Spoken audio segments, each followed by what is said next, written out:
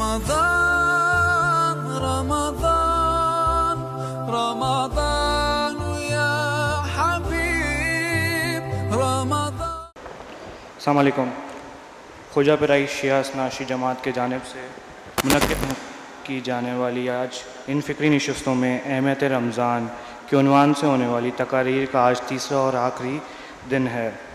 اس سے حجت الاسلام والمسلمین مولانا سجاد حسین مہدوی اس موضوع پر روشنی ڈال رہے ہیں۔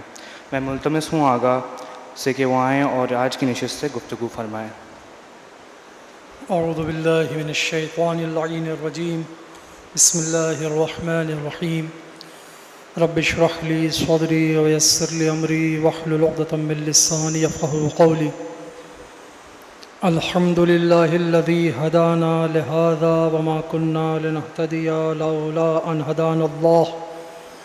لقد جاءت رسل ربنا بالحق ثم الصلاة والسلام والتحیۃ والإکرام علی سیدنا وحبیب الہ العالمین وشفیع المذنبین ابی القاسم محمد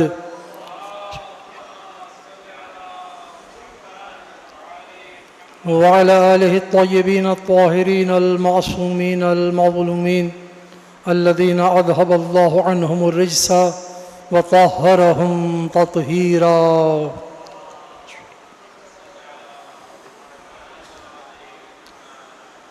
اما بعد، عزیزان گرامی، اہمیت ماہ مبارک کے رمضان کے حوالے سے ہماری گفتگو جاری تھی اور ہم نے مختلف حوالوں سے کتب کا مطالعہ اور نیٹ وغیرہ سے سرچنگ کے بعد محسوس کیا کہ خطبہ شعبانیہ میں جس طرح سے ماہ مبارک رمضان کی اہمیت کو بیان کیا گیا ہے، رسول پاک نے اپنی زبان مبارک سے یہ خطبہ دیا اور حضرت علی علیہ السلام نے اس کو روایت فرمایا اور 8ویں امام سے یہ نقل ہوا ہمارے پاس۔ ہم نے دیکھا کہ اس کے اندر ماہ مبارک رمضان کی جو فضائل بیان ہوئے ہیں وہ دوسری کئی روایات میں بیان ہونے والے فضائل سے کہیں زیادہ جامع اور واضح ہیں۔ لہٰذا اس موضوع کو لے کے ہم نے 2 دن آپ کی خدمت میں آرائز پیش کیے اور خطبہ شعبانیہ میں جس طرح سے آغاز ہو رہا ہے کہ اے لوگو تمہارے سامنے اللہ کا مہینہ آ چکا، برکت لے کر آیا ہے، رحمت لے کر آیا ہے، مغفرت لے کر آیا ہے۔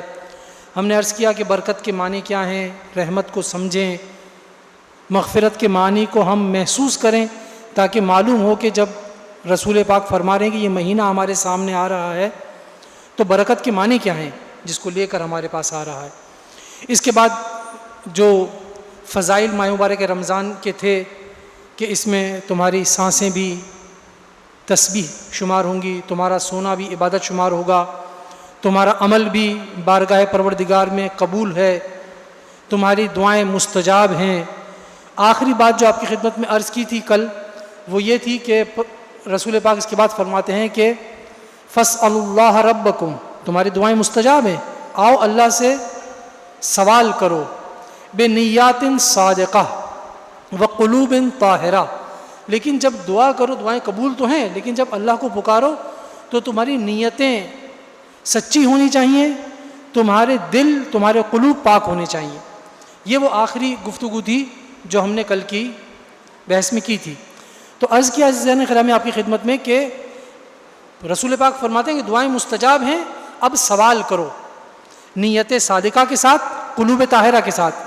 سوال یہ ہے کہ ہم کیا سوال کریں، اللہ سے کیا مانگے، جو کہ آج ہمیں دیکھنا ہے کہ پروردگار عالم رسول پاک کے ذریعے سے اس خطبے کے اس حصے میں ہم سے کہہ رہا ہے فَاسْأَلُوا اللَّهَ رَبَّكُمْ، اپنے پروردگار سے مانگو سچی نیتوں کے ساتھ، قلوب طاہرہ کے ساتھ، اَن يُوَفِّقَكُمْ لِصِيَامِهِ، کہ اللہ تمہیں توفیق دے اس مہینے کے روزے رکھنے کا اور تمہیں توفیق دے اللہ کی کتاب کی تلاوت کرنے کے لیے۔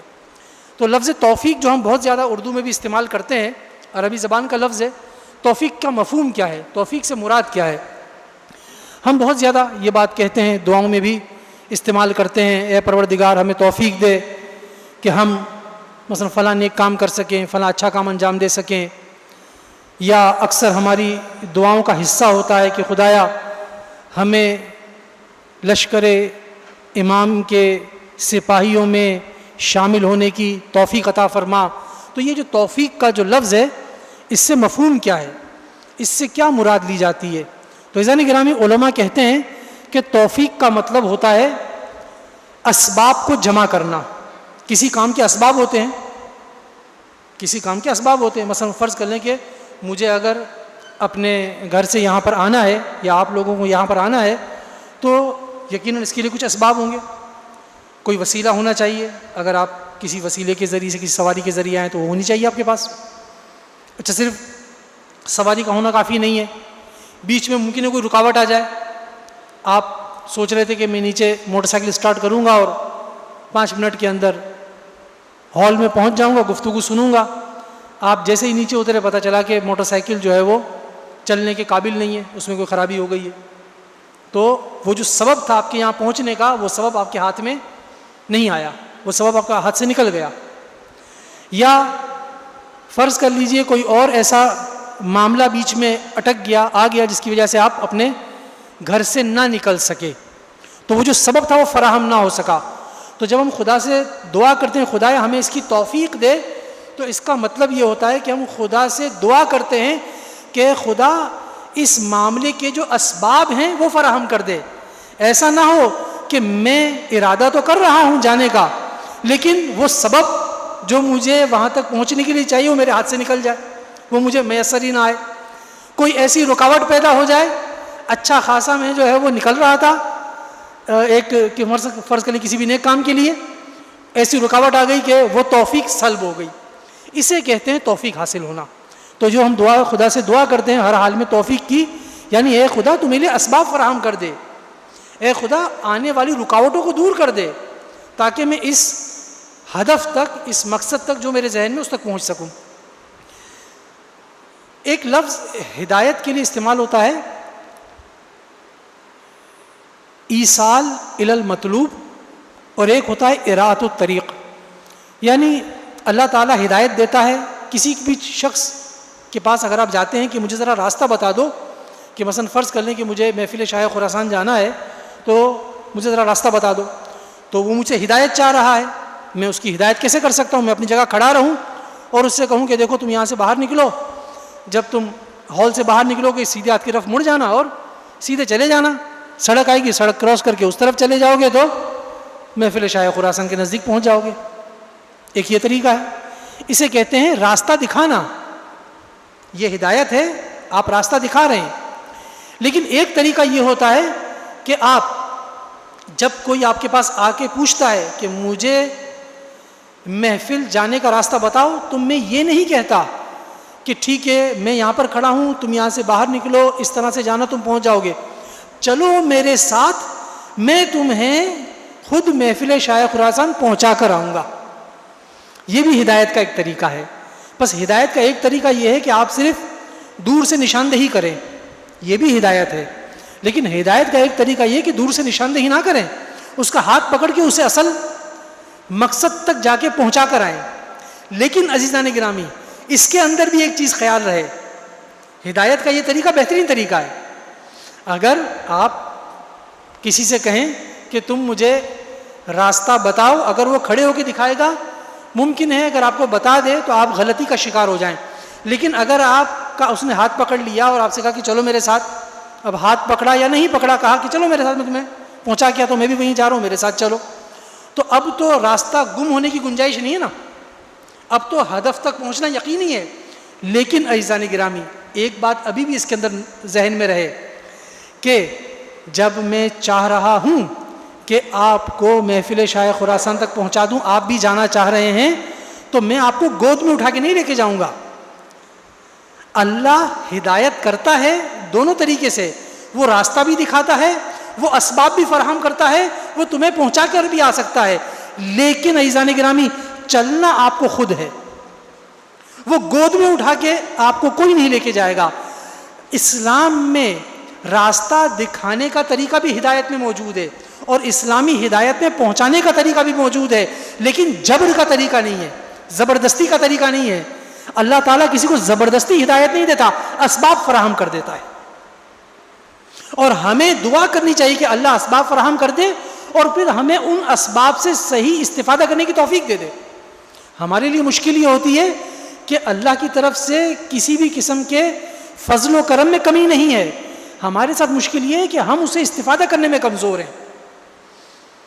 ماہ مبارک رمضان ہر سال ہمارے پاس آ رہا ہے، آیا ہم یہ محسوس کر رہے ہیں کہ پچھلے سال کے رمضان میں اور اس سال کے رمضان میں ہم نے کوئی ترقی کی ہے؟ اگر ہم یہ محسوس کر رہے ہیں تو بہت اچھا ہے، اور اگر یہ محسوس نہیں کر رہے ہیں تو اس کا مطلب یہ ہے کہ ہم نے پچھلے سال سے اس سال تک اپنا وقت ضائع کیا ہے۔ یہ بہت بنیادی نقطہ ہے کہ اللہ تعالیٰ اسباب فراہم کرتا ہے، ان اسباب پہ چلنا ہمارا کام ہے، اور ہم اللہ سے یہ دعا کریں کہ کوئی ایسی رکاوٹیں نہ آ جائیں کہ ارادہ بھی ہے، اسباب بھی فراہم ہے، آخر میں موڈ بدل گیا، کوئی اور ایسی لائٹ چلی گئی۔ اب لائٹ چلی گئی تو آپ کو مثلا تقریر سننے میں آنے میں کیا مسئلہ ہے، لیکن شیطان ورغلاتا ہے اب تو لائٹ چلی گئی اب رہنے دو۔ اب دیکھیں یہ بھی رکاوٹ ہے، اسباب سارے فراہم ہیں لیکن رکاوٹیں آ جاتی ہیں۔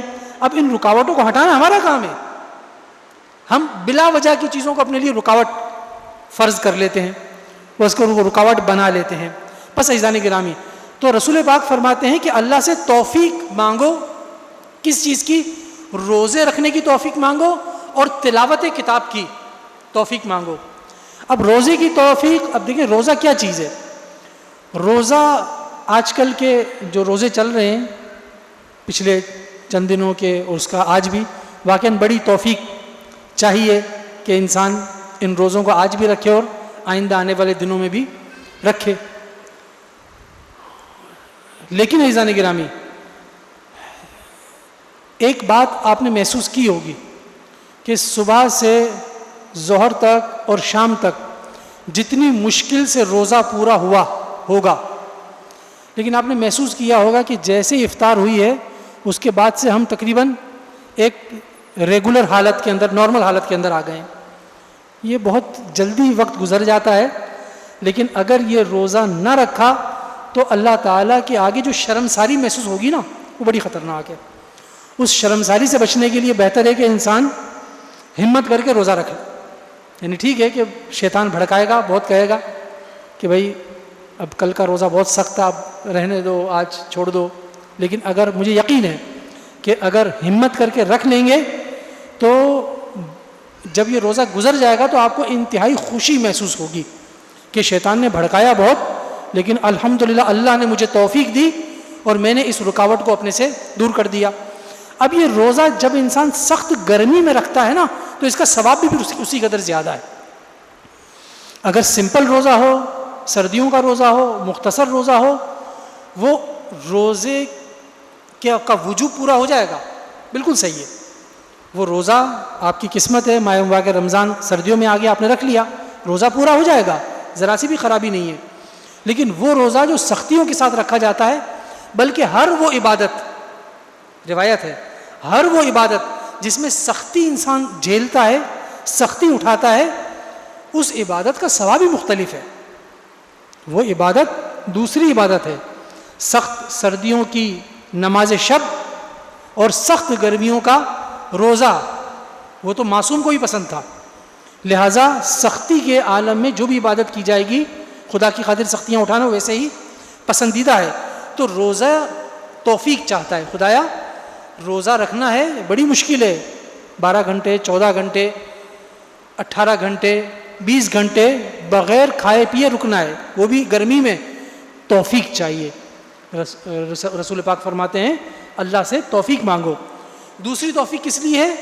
تلاوت کتاب ہی، اللہ تعالیٰ کی کتاب قرآن کی تلاوت کی بھی توفیق طلب کرو۔ عزیزان گرامی، ماہ مبارک رمضان میں اسی خطبہ شعبانیہ میں آگے چل کے یہ جملہ موجود ہے کہ ماہ مبارک رمضان میں ایک آیت پڑھنے کا ثواب پورے قرآن پڑھنے کے ثواب کے برابر ہے۔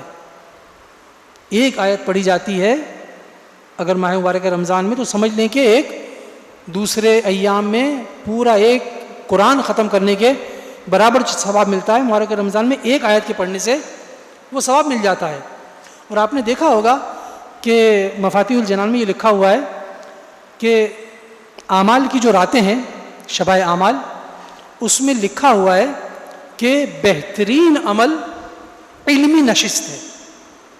قرآن کی تلاوت کیجئے، ایسے اعمال کیجئے، قرآنی اعمال سر کے اوپر رکھیں، سامنے رکھیں، فلاں سورہ پڑھیں، فلاں دعا پڑھیں، یہ سب کچھ ہے. لیکن ایک خاص بات آپ نے دیکھی ہوگی، اس میں لکھا ہوا ہے کہ شب قدر کی اتنی ساری فضیلتیں ہیں، ہر وقت انسان کا دل چاہتا ہے کہ شب قدر میں پہلے سیکنڈ سے لے کے آخری سیکنڈ تک سارے اعمال انجام دے، دعائے جوشن کبیر بھی پوری پڑھے، جو صورتیں آئی ہیں وہ بھی پوری پڑھے، نماز 100 رکعت جو ہے وہ بھی ادا کرے. یہ سارے ثواب انسان حاصل کرنا چاہتا ہے، اور واقعی حاصل کرنے چاہیے. یہ شب دوبارہ ہمارے ہاتھ میں نہیں آئے گی، لیکن اسی میں یہ لکھا ہوا ہوتا ہے کہ اگر تم اس رات میں کوئی علمی مباحثہ کرتے ہو، علمی گفتگو کرتے ہو، تو اس کا ثواب اور بھی بڑھ کر ہے. تو عزیزان گرامی، یہ جو ہم قرآن پڑھ رہے ہیں اس کا ثواب کتنا ہے آپ نے اندازہ لگا لیا. لیکن قرآن کی تلاوت اپنی جگہ پر، لیکن قرآن کو سمجھنے کی کوشش کرنا یہ اپنی جگہ پر ہونا چاہیے. ہمیں ماہ مبارک رمضان میں قرآن کو سمجھنے کی بھی کوشش کرنی ہے. اس کی ایک مثال آپ کی خدمت میں پیش کروں. رسول پاک نے یہ جملہ کس سے فرمایا کہ تلاوت کلام پاک کرو ماہ مبارک رمضان میں، اور زیادہ سے زیادہ کرو. مطلب ایک آیت کا ثواب جب ایک قرآن کے برابر میں ہے تو میں زیادہ پڑھوں گا. یہ کس سے کہہ رہے ہیں رسول پاک؟ ان لوگوں سے کہہ رہے ہیں جو عربی زبان کو جانتے ہیں، جو عربی زبان کو جانتے ہیں. یعنی رسول پاک ان لوگوں سے کہہ رہے ہیں کہ قرآن تمہیں سمجھ میں آتا ہے نا، زیادہ سے زیادہ پڑھو. یعنی سمجھ میں تو آ ہی رہا ہے، پڑھنے میں اضافہ کرو. اب یہ جملہ جب ہم تک پہنچتا ہے تو ہم اسے کس معنوں میں لیتے ہیں کہ بس اس کی تلاوت کرتے چلے جاؤ. یقیناً تلاوت کا فائدہ ہے، لیکن اس تلاوت کے ساتھ عرب زبان کے لوگ جن سے رسول پاک فرما رہے تھے خود بخود آیات کا مطلب سمجھتے جاتے تھے. ہمارے لیے تھوڑی سی کمزوری یہ ہے کہ ہم تلاوت کر تو سکتے ہیں لیکن سمجھنے میں کمزوری ہے. لہٰذا یا عربی زبان کو اتنا سیکھ لیں کہ ہم عربی زبان میں جب قرآن کو پڑھیں تو مفہوم سمجھ میں آتا رہے، یا پھر دوسرا طریقہ یہ ہے کہ جو ترجمے والا قرآن ہے اور حاشیے والا قرآن ہے اس کو لیں، حاشیہ پڑھتے جائیں اور مفہوم کو سمجھنے کی کوشش کرتے جائیں، تاکہ قرآن کا جو مقصد ہے ہدایت، وہ ہدایت کا مقصد ہم تک پہنچ سکے. ایک صلوات پڑھ لیجیے گا محمد والا.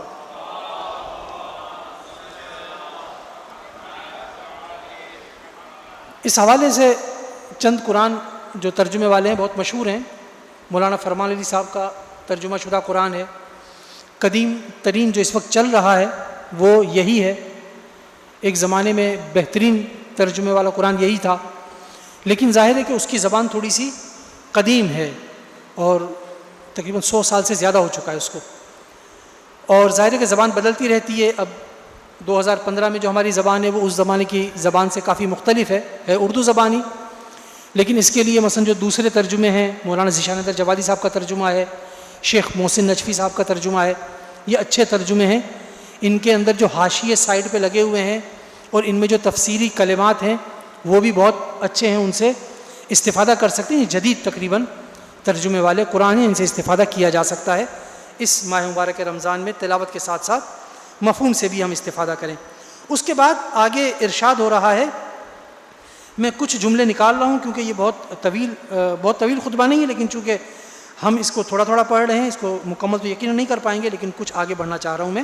ارشاد ہوتا ہے وَاذْكُرُوا بِجُوعِكُمْ وَعَطْشِكُمْ فِي جَوْعِ الْقِيَامَةِ یوم القیامت وَعَطْشَهُ.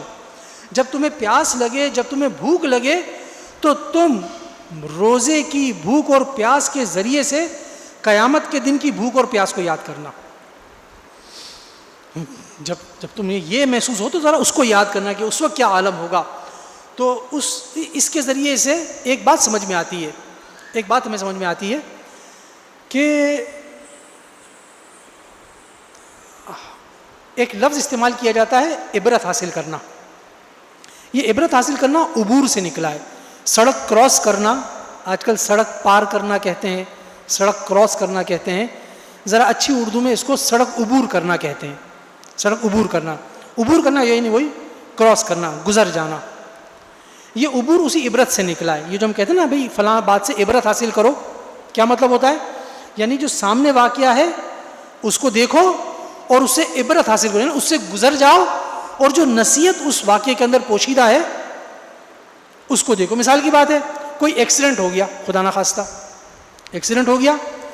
اب ایکسیڈنٹ ہو گیا، آپ اس شخص کی عیادت کے لیے گئے، اس نے بتایا کہ میں جلدی سے روڈ کراس کر رہا تھا، ایک گاڑی نے ٹکر مار دی اور یہ مسئلہ میرے ساتھ ہو گیا. اچھا، اب یہ واقعہ آپ نے سن لیا، اس واقعے سے عبور کر جائیں اور عبرت حاصل کریں کہ جب بھی سڑک کراس کرنی ہو تو احتیاط سے دونوں طرف دیکھنے کے بعد. یعنی کیا مطلب ہوا؟ یعنی عبرت حاصل کرو، جو واقعہ سامنے پیش آیا ہے اس سے اس کو دیکھو، آگے چلے جاؤ. یا تعبیر خواب کہا جاتا ہے، خواب کی تعبیر. خواب کی تعبیر میں مطلب یہی ہوتا ہے کہ آپ نے خواب دیکھا ہے، اس سے گزر جاؤ اور آگے جاؤ اور آگے جا کر دیکھو کہ اس کے پیچھے کیا ہے، اور دیکھنا چاہو، کوشش کرو. یا جو اس کام کو کر سکتے ہیں، تعبیر خواب بیان کر سکتے ہیں، وہ کیا کرتے ہیں؟ خواب سے عبور کر کے آگے چلے جاتے ہیں. یہ سب لفظ عبور سے ہیں. تو یہ جو روزہ ہے اس میں انسان کو بھوک لگتی ہے، پیاس لگتی ہے، عبرت حاصل کرو اس سے. آج میرے پاس کسی نے SMS بھیجا، مجھے مفہوم یاد ہے اس کا، شعر کی صورت میں تھا کہ جب تمہیں روزے کے وقت بھوک اور پیاس لگے تو کربلا میں علی اصغر کو یاد کر لینا، پھر تمہیں بھوک اور پیاس کا احساس ختم ہو جائے گا. یعنی یہ کیا چیز ہے؟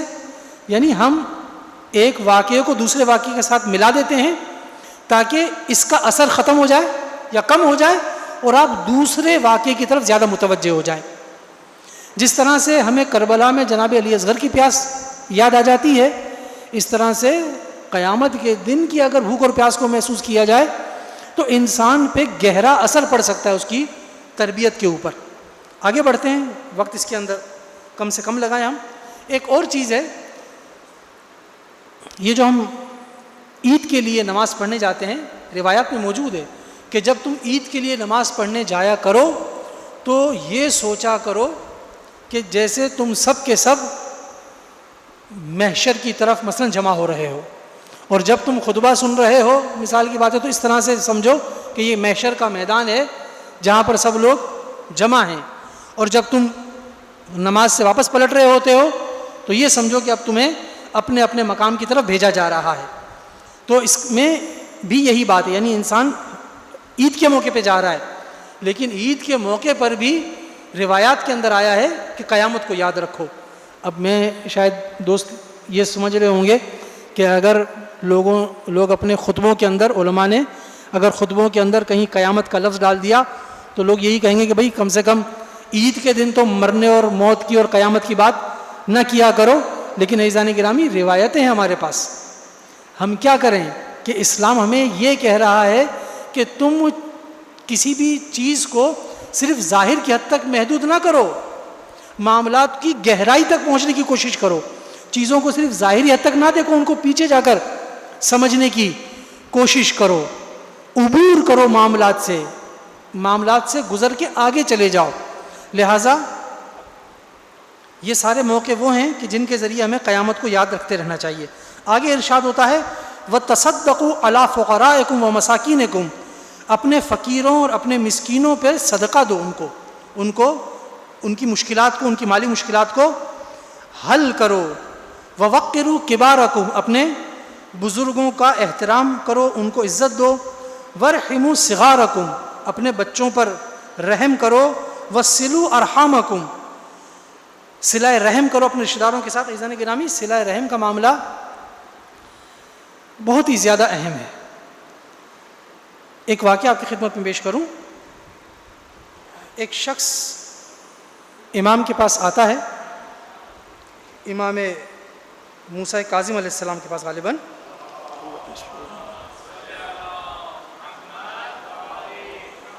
اور امام اس سے کہتے ہیں، امام کا ماننے والا ہے، کہتے ہیں کہ تم کل ہی یہاں پر پہنچے ہو مکہ، اور راستے میں تمہارے بھائی کے ساتھ بڑا زبردست جھگڑا ہوا ہے، اور تم دونوں نے ایک دوسرے کو برا بھلا کہا ہے، گالیاں دی ہیں. یاد رکھو کہ ہمارا یہ کردار نہیں ہے، خدا کو یہ بات پسند نہیں ہے، ہمیں یہ باتیں پسند نہیں ہے، تمہیں ایسا نہیں کرنا چاہیے تھا۔ اب تمہارا بھائی کی یہ بس آخری عمر کے حصے ہیں اور وہ اس دنیا سے جانے والا ہے، امام پہلے سے بتا رہے ہیں کہ وہ گھر تک نہیں پہنچ پائے گا، گھر پہنچنے سے پہلے مر جائے گا۔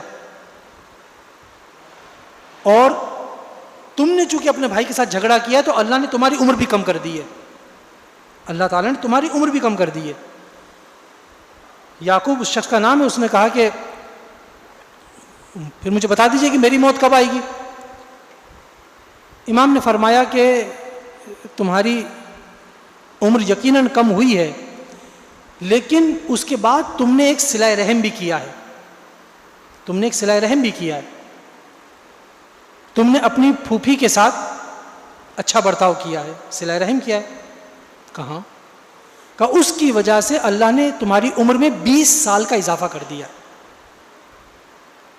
یعنی بھائی کے ساتھ جو بدتمیزی کی تھی تمہاری عمر کم ہوئی ہے اس کی وجہ سے، لیکن ادھر سے تم ایک اور نیک کام کر چکے تھے، لہٰذا اللہ نے تمہاری عمر میں 20 برس کا اضافہ کر دیا ہے۔ روایت کے اندر ہے کہ صلہ رحم کے ذریعے سے عمر میں اضافہ ہوتا ہے اور رزق میں اضافہ ہوتا ہے، بلند مقام اس چیز کے ذریعے سے ہمیں حاصل ہوتا ہے، لہٰذا صلہ رحم کے بہت زیادہ اور قطع رحم کے بہت زیادہ نقصانات ہیں۔ قطع رحم کے ساتویں امام کا ایک واقعہ آپ کی خدمت میں عرض کر دوں۔ ساتویں امام کے خلاف جب ہارون الرشید کو کوئی بہانہ چاہیے تھا تو اس نے اپنے مشیروں کو بلایا کہ بھائی ذرا ان کے خلاف کوئی بہانہ نکالو، ان کو جیل میں ڈلوانا ہے، ان کو مار دینا ہے۔ تو کہا کہ محمد ابن اسماعیل کو بلاتے ہیں۔ محمد ابن اسماعیل کون ہے؟ چھٹے امام کے ایک بیٹے کا نام اسماعیل، بہت نیک آدمی ہے، جو اسماعیلی فرقہ ہے وہ انہی کے ماننے والے تھے۔ اس اسماعیل کا بیٹا محمد، یعنی ساتویں امام کا بھتیجا، محمد ابن اسماعیل کو بلا لیتے ہیں۔ محمد ابن اسماعیل کو بغداد جانے کی خبر پھیلی، ساتویں امام نے بلایا اپنے پاس، کہا میں نے سنا ہے تم بغداد جا رہے ہو، کہ ہاں کچھ حالات خراب ہیں میرے، سوچتا ہوں کچھ سفر پہ نکلوں۔ تو کہا کہ اگر تمہارے حالات خراب ہیں تو میں تمہاری مدد کر دیتا ہوں۔ کہا نہیں، بہت قرضہ بھی ہو گیا ہے، کہا قرضہ ہی میں نپٹا دوں گا، تم اس کی فکر نہیں کرو، نہ جاؤ۔ اب ظاہر ہے کہ ایک بڑا دعوت نامہ آیا ہوا تھا، بادشاہ کے دربار میں طلب، یہ اچھا موقع تھا، ان کی سمجھ میں بات نہیں ہے، اس نے کہا نہیں مجھے تو جانا ہے۔ خیر امام کو معلوم تھا کہ یہ کیوں جا رہے ہیں، امام نے اسے کچھ پیسے بھی دیے کہ دیکھو میں تمہیں پیسے بھی دے رہا ہوں، نہ جاؤ۔ پھر بھی اس نے کہا میں جاؤں گا۔ تو امام نے کہا اچھا ٹھیک ہے، اب تم جانے پہ مصر ہو تو چلے جاؤ، لیکن میرے بچوں کو یتیم نہ کرنا، میرے بچوں کی یتیمی میں حصہ نہ لینا، قطع رحم نہ کرنا اپنے چچا کے ساتھ۔ یہ چلا گیا۔ جانے کے بعد بادشاہ کے پاس گیا، اور بادشاہ کے پاس جا کے اس نے کہا کہ ایک مملکت کے اندر 2 خلیفہ، یہاں پر آپ خلیفہ بن کے بیٹھے ہیں، وہاں پر ایک اور خلیفہ بن کے بیٹھا ہوا ہے، ادھر سے آپ لوگوں سے ٹیکس لیتے ہیں، ادھر سے وہ لوگوں سے خراج لیتے ہیں، ان کے پاس بھی بڑا پیسہ آتا ہے۔ موقع مل گیا اس کو، اس نے پیسے 20,000 روپے کا ایک چیک مثال کی بات ہے اس کو دیا، یہ لو پیسے۔ تو اس نے کہا نہیں مجھے آپ پیسے نہ دیں، مجھے آپ حوالہ دے دیں، کاغذ پہ لکھ کے دے دیں، میں فلاں جگہ جاؤں گا اور وہاں سے اس سے پیسے لے لوں گا۔ اس نے ٹھیک ہے، بادشاہ نے حوالہ لکھ دیا کہ تمہیں پیسے فلاں جگہ مل جائیں گے۔ تاریخ بتاتی ہے کہ یہ محمد ابن اسماعیل قطع رحم کیا تھا، اس نے اپنے چچا کے ساتھ، امام کے ساتھ قطع رحم کیا تھا، امام نے منع بھی کیا تھا اس کو۔ یہ گیا ہے، جب یہ اس جگہ پر پہنچا جہاں پر اس کو رکنا تھا، جب یہ باتھ روم کے اندر گیا ہے فریش ہونے کے لیے، تو تاریخ کے الفاظ ہیں کہ اس کے بدن سے صرف گندگی باہر نہیں نکلی بلکہ پیٹ کے اندر سے انتڑیاں بھی باہر نکل گئیں، سخت بیمار ہو گیا۔ اس کو باتھ روم کے اندر سے اٹھا کے لایا گیا، یہ باہر نکلنے کے قابل نہیں تھا، یہ روایت کے الفاظ بتا رہا ہوں۔ اس کو باہر لایا گیا، تھوڑی دیر بعد جب پیسے اس کے پاس پہنچے ہیں کہ بھئی تم نے کہا تھا یہ پیسے، تو یہ آگے پیسے رکھ لو، تو اس نے پیسے کی طرف دیکھا اور کہا کہ یہ پیسے اس وقت میرے پاس آئے ہیں کہ جب میری زندگی کا کوئی امکان نہیں، اور کچھ دیر بعد وہ مر گیا پیسے کو استعمال کیے بغیر۔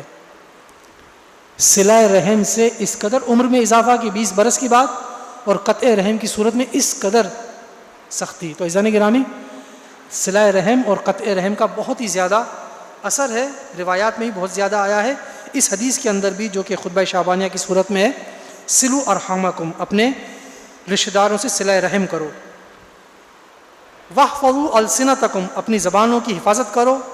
وغضوا عما لا يحل النظر الیہ ابصارکم، اور جس چیز کی طرف دیکھنا حرام ہے اپنی آنکھوں کو روک کے رکھو. وَأَمَّا لَا يَحِلُّ الْإِسْتِمَاعُ إِلَيْهِ أَسْمَعَكُمْ، اور جن چیزوں کو سننا حرام ہے، جائز نہیں ہے، اس سے اپنے کانوں کو محفوظ رکھو. ہماری مشکل یہ ہے کہ ماہ مبارک رمضان ہے اور روزے میں ٹائم پاس نہیں ہوتا، تو ہمارے پاس آسان ذریعہ کیا ہوتا ہے کہ ہم سیدھا ٹی وی کھولتے ہیں، ریموٹ ہاتھ میں لیتے ہیں اور بیٹھ جاتے ہیں. اس کے بعد ٹی وی پر وہ جو عین روزے کا ٹائم ہوتا ہے، جب انسان ٹائم کسی طرح سے پاس کرنا چاہ رہا ہوتا ہے، تو ہر جگہ پر ٹی وی پر ایسی شکلیں، صورتیں اور پروگرام آ رہے ہوتے ہیں کہ انسان بجائے اس کے کہ روزے کا آخری ٹائم پر زیادہ سے زیادہ ثواب حاصل کرے اور گناہوں میں پڑتا چلا جاتا ہے. مثلا جو سب سے خطرناک صورتحال ہے، میں فحاشی عریانی کی بات نہیں کروں گا، وہ اپنی جگہ پر پورے سال ہوتی ہے، لیکن ماہ مبارک رمضان جو کہ عبادت، اللہ سے لگاؤ، عرفان، اخلاق کا مہینہ ہے، اللہ سے نزدیک ہونے کا مہینہ ہے، عین افطار کے وقت پر انسان کھانے سے نزدیک ہو رہا ہوتا ہے کہ افطار میں کرنا کیا ہے. ہمارے یہاں افطار میں میرا خیال ہے کہ خاتون خانہ کو 2-3 گھنٹے تو کم از کم کچن میں بیٹھنا پڑتا ہے. عام طور پہ اس کے آخری 2-3 گھنٹے کچن میں گزر جاتے ہیں. افطار کے لیے ایک معمولی کھانا کافی. ہاں، بچوں کے لیے ضروری ہے کہ ان کو آپ اچھا کھانا کھلائیں تاکہ ان کا شوق بڑھے، لیکن بزرگ بھی جو ہیں وہ کہیں کہ نہیں، کھانے میں دسترخوان پہ یہ بھی ہونا چاہیے اور وہ بھی ہونا چاہیے، اور آج تو ایک ہی قسم کا شربت بنا اور وہ میں کس لیے لے کر آیا ہوں، وہ اسی لیے تو ہے کہ ارے بھائی، یہ ساری چیزیں بچوں کی حد تک تو اچھی لگتی ہیں کہ جہاں پر ان کو راغب کرنا ہوتا ہے روزے کے لیے. ہمارے لیے کوئی اس کی اتنی زیادہ اہمیت نہیں ہونی چاہیے. ہاں ٹھیک ہے، انسان کو اپنی توانائی کو برقرار رکھنا ہے کیونکہ دوسرے دن چھٹی نہیں ہے، اس کو کام کرنا ہے، دوسرے دن روزہ بھی رکھنا ہے، لہٰذا کمزوری سے بچنے کی کوشش کرنی ہے. لیکن اس کا مطلب یہ نہیں ہے کہ ہم انواع و اقسام کے کھانے کے لیے خاتون خانہ کو 2-3 گھنٹے کے لیے کچن کے اندر مصروف کر دیں. اس کام کو کسی اور اچھی جگہ پر رکھنا چاہیے. تو جہاں پر ٹی وی کے ذریعے سے آنکھوں کی برائیاں ہمارے سامنے آتی ہیں، کانوں کی برائیاں ہم سنتے ہیں، اسی کے اندر ایک مصیبت یہ بھی ہے کہ جو اللہ سے نزدیک کرنے کی عبادت ہے وہ صرف ایک رسمی عبادت رہ جاتی ہے اور صرف کھانا کھانے کی حد تک محدود ہو کر رہ جاتی ہے. اس کا کوئی اور مقصد سمجھ میں نہیں آ رہا ہوتا. یعنی رمضان کی برکتیں یا تو گھی کے اور تیل کے ڈبے کے اوپر لکھی ہوئی آ رہی ہوں گی، یا پھر جو ہے وہ رمضان کی برکتیں کسی شربت کی بوتل کی شکل میں ہمارے سامنے آ رہی ہوں گی. کیا یہ رمضان کی برکتیں ہیں؟ اور کیا رمضان، یعنی رمضان کی برکت صرف اسی کا نام رہ گیا ہے. بہرحال یہ آپ کو معلوم ہے کہ کس طرح سے معاملات کو بگاڑنے کی کوشش کی جا رہی ہے. میں تیزی سے آگے بڑھوں. وَتَحَنَّنُوا عَلَىٰ أَيْتَامِ النَّاسِ يُتَحَنَّنُ عَلَىٰ أَيْتَامِكُمْ، لوگوں کے یتیموں پر، دوسرے بچے جو یتیم ہو گئے ہیں، تم ان کے ساتھ مہربانی سے پیش آؤ. کل اگر تمہارے ساتھ موقع آیا اور تم دنیا سے چلے گئے، تمہارے بچے یتیم ہوئے، تو پھر ان کے ساتھ بھی اگر تم نے آج دوسرے یتیموں کے سر پہ ہاتھ پھیرا تو کل کوئی تمہارے یتیموں کے سر پہ ہاتھ پھیرے گا. روایت ہے کہ رسول پاک کے پاس ایک بچہ آیا اور کہا کہ ابو فوت ہو گئے ہیں، بھائی ہیں، بہنیں ہیں، سب بھوکے بیٹھے ہوئے ہیں، اب کچھ کھانے کو بھی دے دیجئے. رسول پاک نے کسی کو بھیجا کہ جاؤ میرے گھر پہ کچھ ہے تو لے آؤ. تو 21 کھجوریں گھر پہ تھیں، وہ ساری آ گئی. رسول پاک نے اس کو کہا کہ یہ کھجوریں لے جاؤ اور استعمال کرو. اسی دوران میں معاذ، جو رسول پاک کے صحابی معاذ، وہ آ گئے. انہوں نے بچے کے سر پہ پیار سے ہاتھ پھیرا اور اس کو دعا دی. بچے کے سر پہ پیار سے ہاتھ پھیرا، اس کو دعا دی. رسول پاک نے معاذ سے کہا کہ معاذ، تم نے اس بچے کے سر پر شفقت سے ہاتھ پھیرا ہے، تمہارے ہاتھ کے نیچے اس کے جتنے بال آئے ہیں نا، اللہ نے تمہارے اتنے گناہ معاف کر دیے. یتیم کی اتنی عظمت ہے ہمارے یہاں، اتنی عزت ہے، اتنا احترام ہے، یعنی اللہ تعالیٰ چاہتا ہے کہ تم لوگ یتیموں کا خیال رکھو، یتیموں کے سر پہ صرف ہاتھ پھیرنے کا، شفقت سے محبت سے ہاتھ پھیرنے کا اتنا ثواب ہے. تم نے جو ہاتھ پھیرے ہیں اس پہ تمہارے گناہ معاف ہوئے، تمہیں اتنا ثواب ملا. میں اس کے بعد پھر کچھ جملوں کو چھوڑ کے آگے نکلتا ہوں. ایھا الناس، اے لوگو، من فطر منکم صائما مؤمنا فی ھذا الشہر، تم میں سے جو شخص اس مہینے میں کسی صاحب ایمان روزے دار کا روزہ افطار کرائے گا، کانا لہو بذالک عند اللہ عتق نسمۃ، اس کے لیے اللہ کے نزدیک اتنا ثواب ہے جتنا کسی غلام کو آزاد کرنے کا ثواب ہو. ومغفرۃ لما مضی من ذنوبہ، اور اس کے لیے جو گزشتہ گناہ ہے اس سے معافی کا پروانہ اس کو ملتا ہے. جب انسان کسی مومن صاحب ایمان کو جو روزے دار ہے اس کا روزہ افطار کرائے تو اس قدر ثواب ہے. روایتوں میں آیا بھی ہے کہ اگر انسان کسی مومن بھائی کو خدا کی خاطر، ایک مومن کو خدا کی خاطر کھانا کھلائے، افطار نہیں صرف کھانا کھلائے، عام کھانا، افطار کا معاملہ کہیں اس سے زیادہ کہیں بلند ہے، صرف کھانا کھلائے اللہ کی خاطر، کوئی مقصد نہ ہو کہ آج کھانا کھلائیں گے تو سر کو، آفیسر کو، بڑے صاحب کو کھانا کھلائیں گے تو ہمارے کام آسانی سے ہو جائیں گے، کوئی ترقی مل جائے گی، کوئی پروموشن ہو جائے گا، کوئی اٹکا ہوا معاملہ نکل جائے گا. نہیں، واقعاً خدا کی خاطر. جب انسان خدا کی خاطر کسی کو کھانا کھلاتا ہے تو چھٹے امام فرماتا ہے اس سے اتنا ثواب ملے گا جو فئام کو کھلانے کا ثواب ہوگا. تو راوی نے پوچھا، حالانکہ وہ بھی عرب ہے، راوی نے پوچھا کہ مولا فئام کا مطلب کیا ہوتا ہے؟ آپ کہنے فئام کو کھانا کھلانے کا ثواب ملے گا، فئام کیا ہوتا ہے؟ چھٹے امام نے فرمایا کہ فئام کا مطلب ہے 1,00,000 افراد. اگر انسان خدا کی خاطر کسی مومن کو کھانا کھلائے تو ایک مومن کو کھانا کھلانے کا ثواب 1,00,000 افراد کے برابر ہے.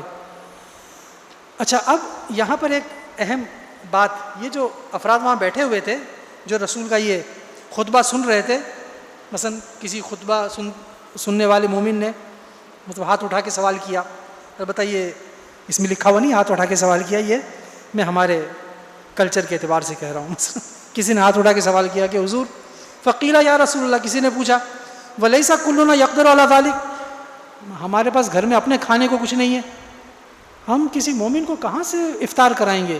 ٹھیک ہے افطار کرانے کا ثواب بہت ہے، کھانے کو ہمارے گھر میں کچھ نہیں. قال صلی اللہ علیہ وآلہ، رسول پاک نے فرمایا اتقوا النار، جہنم سے ڈرو، جہنم سے بچو. ولو بشق تمرۃ، ایک کھجور کا ٹکڑا نہیں دے سکتے؟ ایک کھجور کے ٹکڑے سے افطار کرانے میں کتنی دیر لگتی ہے؟ افطار کس چیز سے ہوتا ہے؟ آپ ایک کھجور دے دیجئے، ایک شربت کا گلاس پلا دیجئے، تھوڑا سا نمک چکھا دیجئے، افطار اسی کا تو نام ہے، اور کیا ہے، افطار ہو گیا. اب اگر کھانا نہیں کھلا سکتے نہ کھلائیے، بڑی دعوت نہیں کر سکتے نہ کیجیے، لیکن اتنا تو کم از کم ہو کہ کسی کو کم از کم ایک کھجوری کھلا دی جائے. تو رسول پاک فرماتے اتقوا النار، جہنم سے ڈرو، ولو بشق تمرۃ، کھجور کا ٹکڑا، اتقوا النار ولو بشربۃ من ماء، پانی کا ایک گلاس، تھوڑا سا پانی پلا دو، تھوڑا سا کھجور دے دو، کتنی دیر لگتی ہے اس میں؟ یعنی اس ثواب کو حاصل کرو، جانے نہ دو اس کو، بہانے بازیاں نہ کرو، کھانا نہیں ہے پینا نہیں ہے ہم تو اپنے لیے پریشان ہیں، ارے بھائی کسی اور طریقے سے صحیح، بڑا کھانا نہیں کھلا سکتے، چھوٹا تھوڑا بہت، لیکن اس ثواب سے محروم نہ رہو. اس کے بعد آپ فرماتے ہیں ومن کفا فیہ شرہ کف اللہ فیہ غضبہ یوم یلقاہ. رمضان میں روزے کے دوران غصہ بہت آتا ہے، چڑچڑا ہو جاتا ہے انسان، ظاہر ہے سارا دن بھوکا رہا ہے، پیاسا رہا ہے، اب اس کو بات بات پہ چڑچڑاہٹ ہو رہی ہے. اچھا، اب بہت سے لوگ ایسے ہوتے ہیں کہ جن کے ماتحت کچھ لوگ کام کر رہے ہوتے ہیں، کوئی دکاندار ہے تو اس کے پاس کچھ ملازم ہیں، گھر پہ عورتیں ہوتی ہیں ان کے پاس ماسیاں ہوتی ہیں کام کرنے والی، یا کوئی آفیسر ہے تو اس کے ماتحت کلرکس ہیں، چھوٹے کام کرنے والے ہیں. رسول پاک فرماتے ہیں ومن کف فیہ شرہ کف اللہ فیہ غضبہ یوم یلقاہ، اگر کوئی اپنا شر اپنے ماتحتوں سے روک لے گا، ان کو ڈانٹے گا نہیں، اپنے چڑچڑے پن کا ان پر اظہار نہیں کرے گا، اپنی جو پیاس ہے، اپنی جو بھوک ہے، اس کی وجہ سے ان کے اوپر اپنا غصہ نہیں نکالے گا، جب یہ اپنے غصے کو روکے گا تو خدا قیامت کے دن اپنے غصے کو اس سے روکے گا۔ تم آج دنیا میں کسی بندہ خدا کے لیے کچھ کرو تو اس بندے کا خدا قیامت کے دن تمہارے لیے کچھ کرے گا۔ تم خدا کے بندے کو کچھ دیتے نہیں ہو اور بندے کے خدا سے سب کچھ مانگنا چاہتے ہو، وہ دینے پہ تیار ہے لیکن تم اس کے لیے کیا کرنے پہ تیار ہو، یہ سوال ہے۔ اس کے بعد ومن اکرم فیہ یتیمن، ایک دفعہ پھر یتیم کے بارے میں بیان کرتے ہیں کہ جو اس میں یتیم کا احترام کرے گا ماہ رمضان میں، اکرمہ اللہ یوم یلقاہ، تو اللہ قیامت کے دن اس کو عزت دے گا۔ تم یہاں پر یتیم کو عزت دو، وہاں پر خدا تمہیں عزت دے گا۔ اصل میں یتیم کا معاملہ یہ ہوتا ہے کہ بچوں کی عزت ان کے گھر والوں کی وجہ سے ہوتی ہے۔ مثلا اگر بچہ کسی جگہ پر نیاز کے لیے لائن میں لگا ہوا ہو تو مثلا نیاز بانٹنے والے اسے ڈانٹ دیتے ہیں، لیکن اگر اس کے ابو اس کے ساتھ کھڑے ہوں پھر کوئی نہیں ڈانٹے گا اس کا، کیوں؟ اس لیے کہ اس بچے کی عزت اس کے والد کی وجہ سے ہو رہی ہے۔ جس کا باپ نہ ہو وہ بچہ کہتا ہے اب میری عزت کون کروائے گا، میرا باپ ہی میرے ساتھ نہیں ہے۔ تو جب یتیم بچہ اپنے آپ کو بے بس اور بے عزت سمجھ رہا ہوتا ہے، تم اس کو عزت دیتے ہو، اور جب تم اس کو یہاں پر عزت دیتے ہو تو خدا تمہیں قیامت کے دن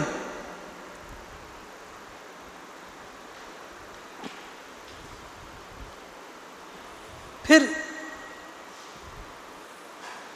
مزید ارشاد ہوتا ہے کہ ومن اکثر فیہ من الصلاۃ علیہ فقل اللہ میزانہ یوم تخفف الموازین، جو رمضان کے اندر میرے اوپر زیادہ درود بھیجے گا، رسول پاک فرما رہے ہیں جو رمضان میں میرے اوپر زیادہ درود بھیجے گا، قیامت کے دن جب لوگوں کے میزان اور ترازو ہلکے ہوں گے، اللہ ان کے میزان، ان کے ترازو کے ہلکے پن کو دور کر دے گا اور ان کے ترازو کو بھاری بنا دے گا۔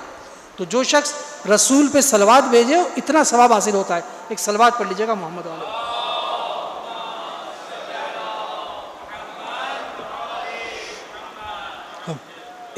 آپ یہ کام کر سکتے ہیں کہ ماہ مبارک رمضان میں ہر روز اپنے نماز کے بعد، نماز سے پہلے سوچ لیں کہ میں ہر سال یہ نہیں کرتا تھا لیکن اس سال یہ کام کروں گا کہ مثلا سحری کے وقت، سحری کے بعد، سحری سے 5 منٹ پہلے اٹھ جاؤں گا، صرف 5 منٹ پہلے، یعنی جو ٹائم آپ کا اٹھنے کا ہے اس سے 5 منٹ پہلے کا الارم لگا لیجئے اور اس 5 منٹ کو وقف کر دیجئے کہ خدایا یہ میں 5 منٹ اپنے رسول کے اوپر درود بھیجنے کے لیے وقف کرتا ہوں۔ مشکل ہے اس کام کے لیے؟ ہم لوگ بعض کام بہت آسانی سے کر سکتے ہیں لیکن اس کو بہت اپنے لیے ایک مسئلہ سمجھ لیتے ہیں۔ کوئی مسئلہ نہیں ہے، بات صرف 5 منٹ پہلے اٹھنے کی ہے۔ اگر ہم اپنی اس زندگی کے اس 5 منٹ کو مختص کر دیں، اب آپ کہتے کہ نہیں ہمارے لیے وہ 5 منٹ بھی بہت قیمتی ہیں، ٹھیک ہے نہیں اٹھے، آپ اس ٹائم کو دن کے کسی اور وقت میں ایڈجسٹ کر لیجئے، افطار سے پہلے ایڈجسٹ کر لیجئے، یقین یعنی یہ عہد کر لیجئے کہ میں اس سال ماہ مبارک رمضان میں افطار سے 5-10 منٹ پہلے رسول پاک پر 100 مرتبہ درود بھیجوں گا۔ کتنی دیر لگنی ہے 100 دفعہ درود بھیجنے میں؟ لیکن کوشش کیا کریں کہ جب درود بھیجیں تو یہ سوچ کے بھیجا کریں، اپنے دل کے اندر ایک خیال پیدا کریں۔ خیال کا پیدا کریں؟ خیال یہ پیدا کریں کہ یہ رسول ہے کہ جس پہ میں درود بھیج رہا ہوں، یہ رسول ہے، اس نے مجھے اس خطبے کے ذریعے سے کتنی اچھی اچھی باتیں بتائی ہیں کہ میں ان باتوں کے ذریعے سے اللہ کے نزدیک اتنا بڑا مقام پا سکتا ہوں۔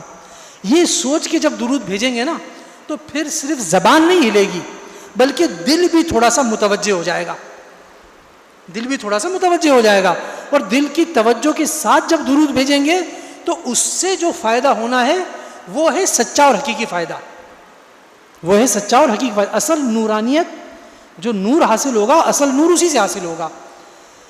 لہٰذا جو ثواب ہے وہ یقیناً ملتے ہیں، لیکن نور کی جو دل میں ضرورت ہے اس کے لیے تھوڑا سا توجہ ہونا بھی ضروری. ایک صلوات پڑھ لیجئے محمد و آل محمد پر.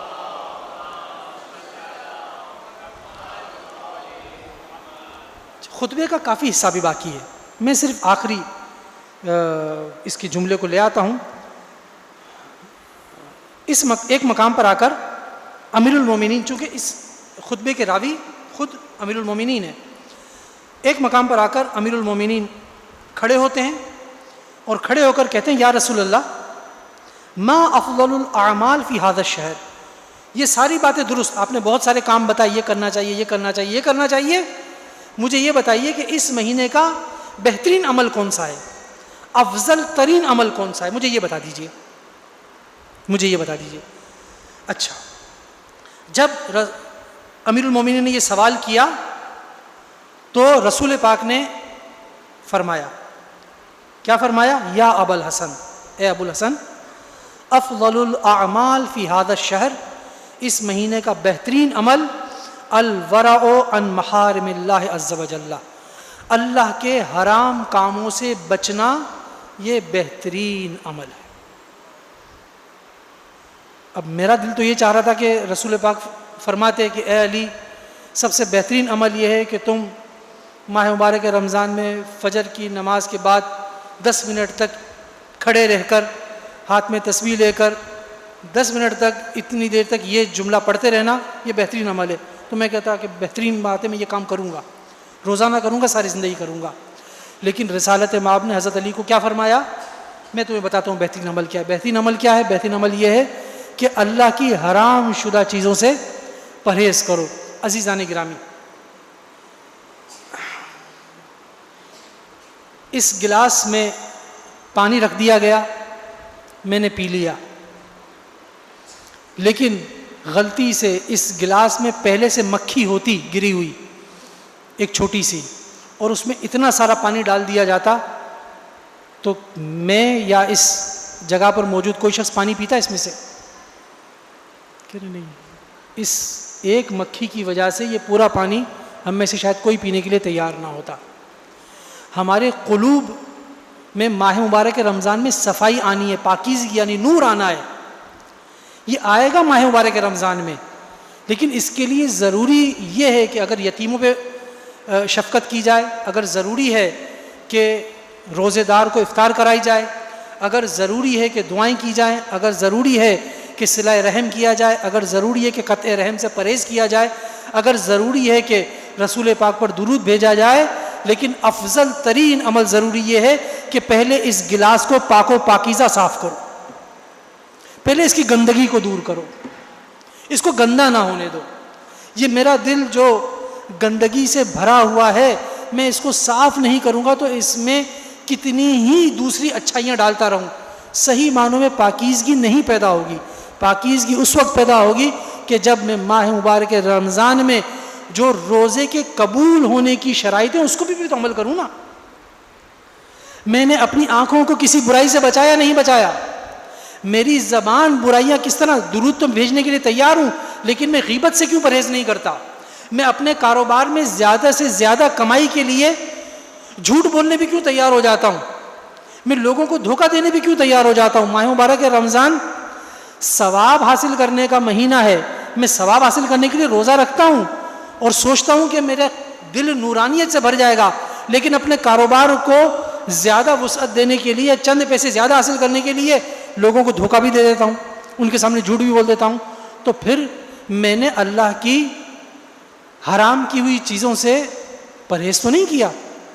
تو پھر میں سارے کام کر رہا ہوں لیکن جو افضل ترین عمل ہے میں اس کو چھوڑ رہا ہوں. نہیں، پہلے افضل ترین عمل کو انجام دینا ہے تاکہ قلب پاک ہو جائے. ایک دفعہ جب قلب سے گندگی نکل گئی تو پھر اس میں جتنی بھی آپ خوبیاں، اچھائیاں، نیکیاں ڈالتے رہیں گے، وہاں سے اس کا نور پھوٹتا رہے گا، روشنی بڑھتی رہے گی، قلب مزید پاک و پاکیزہ ہوتا رہے گا. ایک اور صلوات پڑھ لیجئے محمد و آل محمد پر.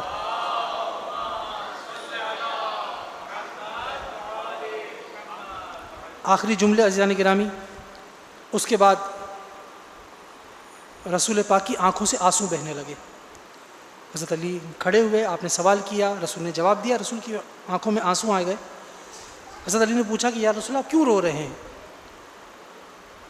تو حضور نے فرمایا یا علی اب کی لما یستحل منک فی ھذا الشہر, جو تم پر اس مہینے میں گزرے گی نا اس کو یاد کر کے آنکھوں میں آنسو آ گئے.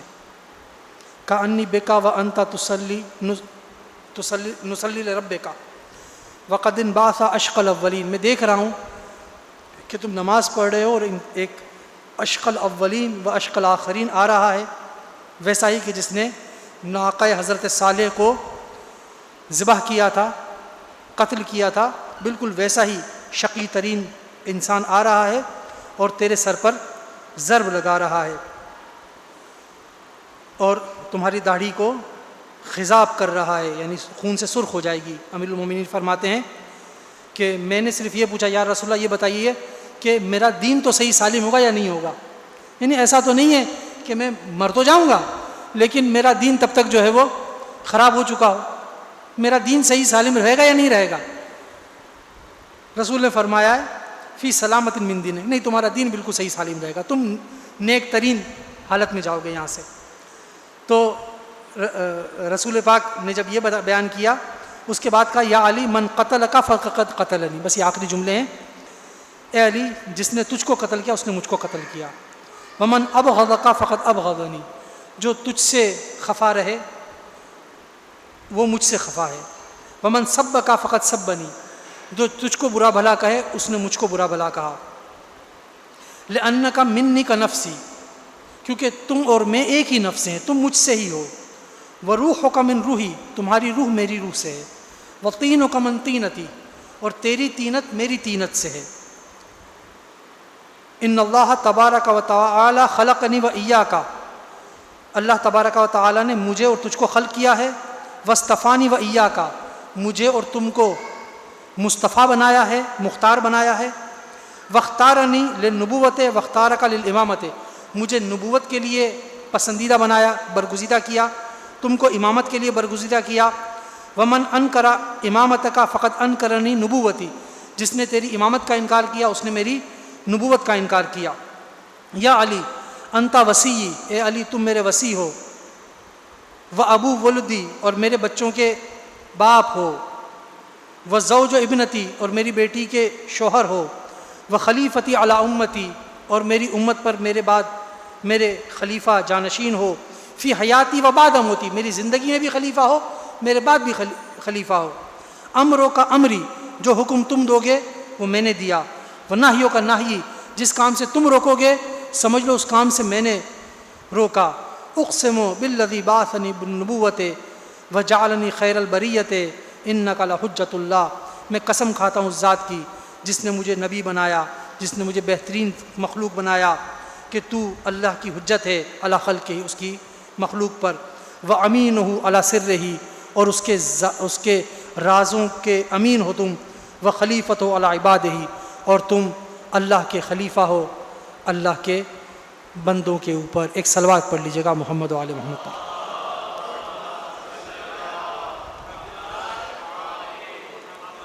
پروردگار عالم سے دعا کرتے ہیں کہ خدا تجھے واسطہ محمد و آل محمد کا جو کچھ خطبہ شعبانیہ کے حوالے سے پڑھا گیا, بولا گیا, سنا گیا, بولنے والے اور سننے والے سب لوگوں کو اس پر عمل کرنے کی توفیق عطا فرما.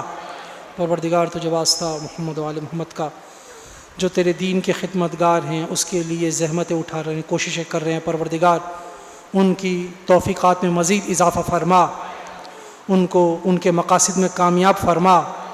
ہمیں بھی ان کے نقش قدم پہ چلنے کی توفیق عطا فرما.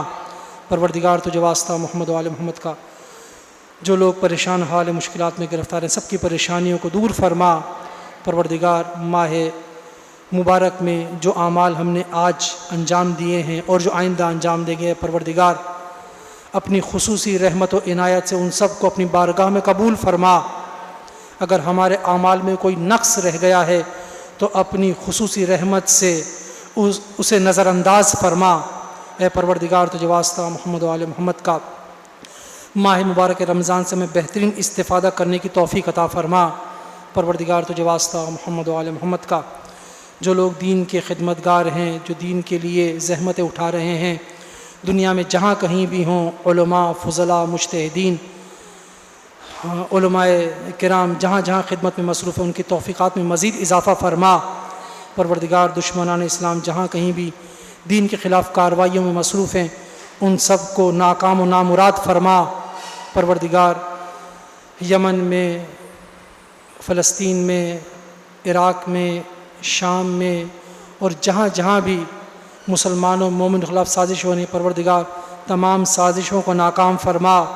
اے پروردگار تمام شیعیان اہل بیت کو اس پرآشوب دور میں استقامت عطا فرما، ظالموں کے شر کو ان سے دور فرما، امام زمانہ کے ظہور میں تعجیل فرما، ہمیں ان کے اعوان و انصار میں شامل ہونے کی توفیق عطا فرما۔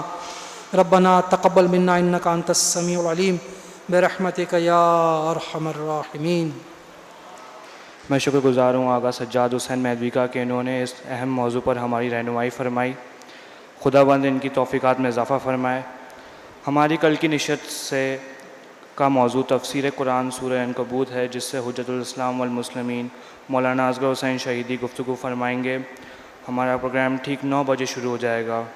میں گزارش کرتا ہوں آغا حیدر سے کہ وہ آ کر زیارت سے باقاعدہ اس نشست کا اختتام کریں۔ رمضان